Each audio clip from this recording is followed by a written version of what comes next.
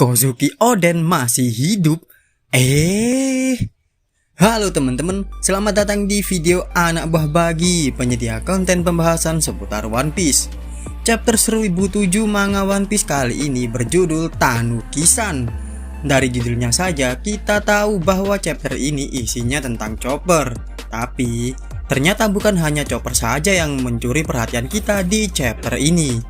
Mungkin kemunculan Kozuki Oden menjadi sesuatu yang lebih besar daripada momen yang dimiliki Chopper sang dokter kru bajak laut topi jerami. Chapter 1007 kali ini diawali dengan keadaan yang ada di panggung utama. Seluruh anggota Oniwa Banshu dan Mimawari Gumi disapu bersih oleh kakek Hyogoro. Scratchman Apu sangat terkejut mengetahui kakek Hyogoro mampu bertahan dari Kori Oni dan memanfaatkan hal tersebut untuk mengalahkan semua lawannya. Diaz Drake sekarang memahami alasan mengapa pendekar negeri Wano ditakuti dan disegani di seluruh dunia. Kakek Hyogoro dan Omasa sedikit lagi berubah menjadi wujud Oni sepenuhnya. Di saat para Yakuza yang lain siap menebas leher mereka berdua, mereka menangis sembari tetap optimis menunggu keajaiban terjadi kepada mereka. Queen merasa jengkel terhadap rengekan anak buahnya yang meminta tolong kepadanya. Saking jengkelnya, Queen mengatakan bahwa para Pleasures hanyalah sekumpulan orang tak berguna yang hanya bisa tertawa. Queen juga mengatakan bahwa para Waiters hanyalah sekumpulan orang dengan harapan yang hampa.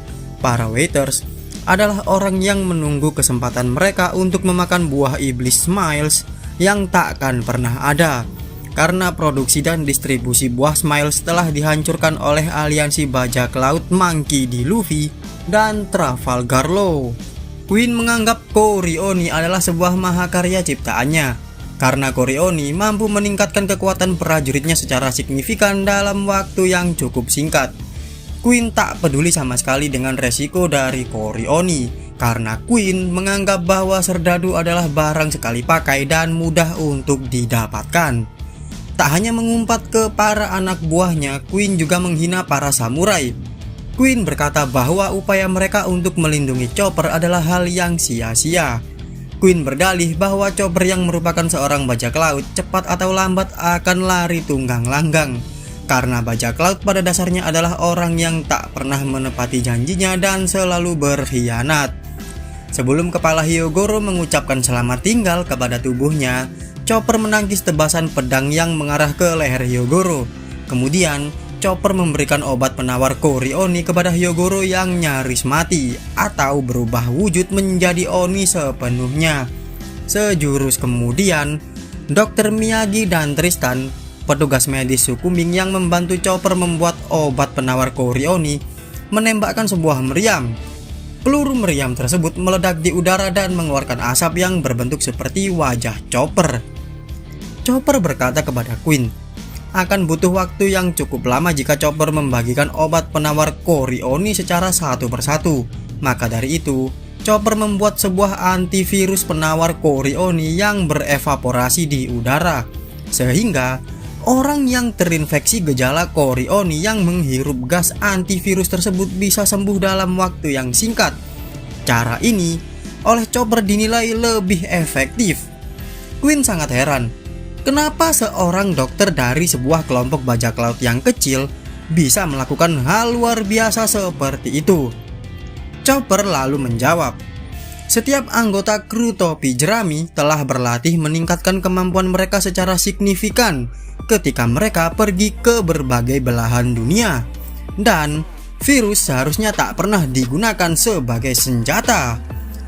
Queen yang menjadi semakin jengkel berupaya untuk menghabisi Chopper dengan cara menembakkan sebuah meriam kepadanya. Tapi para Pleasures dan Waiters yang sebelumnya menjadi anak buah Queen secara sukarela menjadi tameng untuk melindungi Chopper. Anak buah Kaido yang dipimpin oleh Queen melakukan pemberontakan. Mereka mengumumkan bahwa mulai saat ini mereka keluar dari bajak laut Kaido dan bersumpah setia untuk melindungi Chopper. Marco yang melihat hal tersebut sangat kagum terhadap Chopper. Dengan cepat Marco menyambar leher Queen lalu mencekiknya. Marco pun menyuruh Chopper untuk menghajar Queen yang telah kurang ajar terhadapnya. Chopper yang melihat kesempatan tersebut lalu memakan sebuah Rumble Ball dan berubah ke wujud monsternya. Chopper menghantam Queen tanpa ampun hingga banyak darah keluar dari mulutnya. Ketika Chopper menghantam Queen, Chopper berkata, "Aku bukan seekor tanuki." Kemudian sebuah adegan yang cukup lucu terjadi ketika semua orang di panggung utama termasuk Marco, Hyogoro, dan Diaz Drake meminta maaf kepada Chopper. Chopper benar-benar monster yang mengerikan. Chopper layak mendapatkan kenaikan bounty atas hal ini. Menurut kalian, berapa nilai bounty yang pantas untuk Chopper di akhir arc Wano nanti? Berikan tebakan kalian di kolom komentar yang ada di bawah. Sekarang, kita beralih ke situasi Yamato. Momonosuke merasa dirinya menjadi beban karena banyak sekali orang yang bergantung kepadanya, sedangkan Momo merasa dirinya tak bisa melakukan apa-apa. Shinobu yang mengatakan bahwa Momo adalah sebuah figur panutan memicu amarah Momo yang secara kebetulan berubah ke wujud naganya dan keluar dari balik baju Yamato. Yamato be like, belut? Anjim, naga dibilang belut. Gimana sih Yamato ini, bikin gemes deh. Kembali ke ruangan tempat CP0 bercengkrama. Pemimpin CP0 berkata, "Sekarang aku baru ingat. Dulu, ketika Angkatan Laut berhasil menangkap Kaido, Vegapunk mengekstrak dalam tanda kutip DNA Kaido sebagai bahan untuk membuat buah iblis artifisial. Pemerintah dunia meminta Vegapunk untuk menyerahkan hasil penelitiannya. Tetapi Vegapunk menolak permintaan tersebut karena Vegapunk merasa penelitian tersebut adalah sebuah kegagalan. Vegapunk lantas menyimpan buah iblis buatan tersebut di Punk Hazard. Aku harap hasil penelitian tersebut hancur bersamaan dengan hancurnya Punk Hazard. Bagaimanapun juga, menurut laporan Angkatan Laut Cabang G5, ada satu fasilitas pemerintah dunia yang masih beroperasi di tempat tersebut. Jadi, ada kemungkinan bahwa buah iblis artifisial tersebut masih selamat.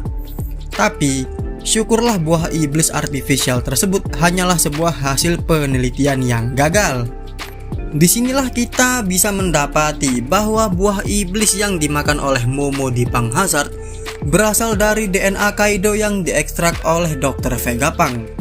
Dari monolog anggota CP0 dan situasi Momo yang sedang mengamuk, ada sebuah kemungkinan kedepannya di mana Momonosuke bisa mengeluarkan potensi kekuatan sebenarnya yang tersembunyi dalam buah iblis buatan Vegapunk tersebut.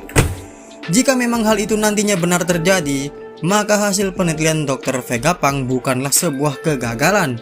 Dan mungkin CP0 nantinya juga akan turut berperan aktif di perang Onigashima ini ketika mereka mengetahui buah iblis buatan Vegapunk dikonsumsi oleh Momo. Sebagaimana buah iblis tersebut dianggap sebagai hasil penelitian pemerintah dunia yang gagal. Tentu saja CP0 Aegis akan bertindak untuk menceboki pantat pemerintah dunia. Semoga kalian paham maksudnya. Nggak paham juga nggak apa-apa. Berganti ke ruangan tempat Akazaya berada. Sosok misterius yang muncul di chapter 1004 menampakkan dirinya di chapter ini. Dia adalah Kozuki Oden. Oden terlihat masih muda layaknya Oden di masa 20 tahun yang lalu. Tetapi, Oden tidak membawa sepasang pedang kesayangannya, yaitu Enma dan Ame no Habakiri.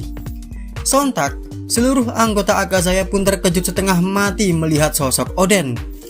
Kemunculan Kozuki Oden di chapter ini tentunya mengundang pro dan kontra. Ada yang menganggap bahwa itu bukanlah Oden yang sebenarnya, melainkan gambaran dari Kanjuro yang menyerupai Oden, atau Gyukimaru yang berubah wujud menjadi Kozuki Oden. Ada juga yang menganggap bahwa Kozuki Oden yang muncul di chapter ini adalah Kozuki Oden yang sebenarnya, karena alasannya adalah diteleportasi ke masa depan oleh Kozuki Toki. Jadi gimana nih? Apakah Kozuki Oden yang muncul di chapter ini adalah Oden yang asli atau Oden yang KW Super?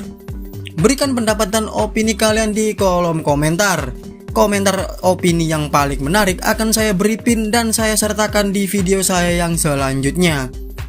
Saya tentu memiliki opini tersendiri akan kemunculan Oden di chapter ini. Di video saya yang selanjutnya, saya akan mencoba mengupas misteri kemunculan Oden di chapter ini dengan penjelasan dan bukti-bukti yang cukup detail. Jadi, subscribe sekarang juga supaya kalian gak ketinggalan update video dari anak buah Bagi. Dah cukup segini dulu review chapter One Piece-nya. Sampai jumpa lagi di video yang selanjutnya.